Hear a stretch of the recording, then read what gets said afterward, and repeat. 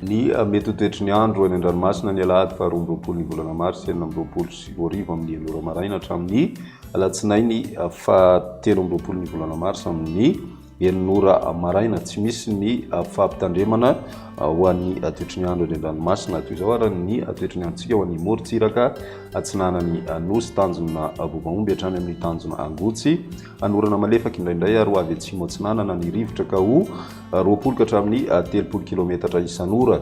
Dimy mpanonjana anonja be ny ranomasina ary ny avy mionja ray ka hatramin'ny ray faingo 10 metatra. Tanjona angotsy hatrany manoro anorona tandrifindraona indraindray ary ho avy atsimona atsimo atsinanana ny rivotra ka ho 10 ka hatramin'ny 20 kilometatra isan'ora. Dimy mpanonjana anonja be ny ranomasina ary ny avy mionja ray ka hatramin'ny ray faingo 10 metatra.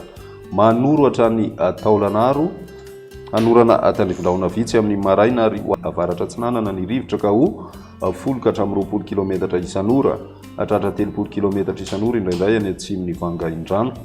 Dimy mpanonjana anonja be ny ranomasina ary ny avy mionja ray ka hatramin'ny ray faingo 10 metatra.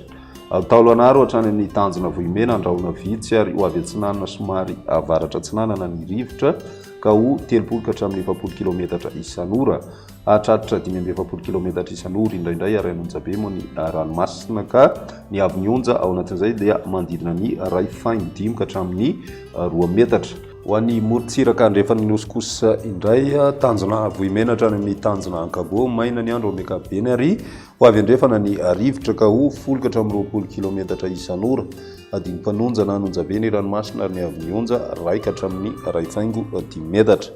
Tanjona ankaboatra any amin'ny tanjona vilanandro anorana tandrifindraona any amin'ny faran'ny fempotoana ary ho avy atsinanana ny rivotra ka ho 10 ka hatramin'ny 20 kilometatra isan'ora.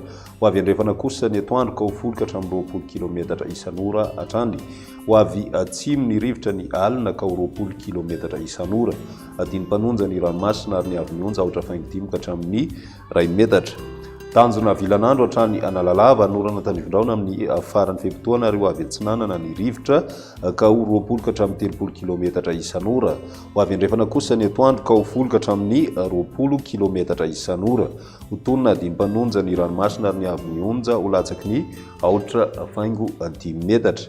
Analalava hatrany amin'ny tanjona bobaomby sy orana tandrifindraona ny alatsinainy vao maraina ary ho avy atsinanana ny rivotra eo anelanelan'ny nosy be sy ny tanjona bobaomby ka ho 30 ka hatramin'ny 70 kilometatra isan'ora. Io vaovao kosa any akafa ka ho 10 ka hatramin'ny 20 kilometatra isan'ora. Dimy mpanonja ny ranomasina ary ny avy mionja aotra faingo 10 ka hatramin'ny 1 metatra.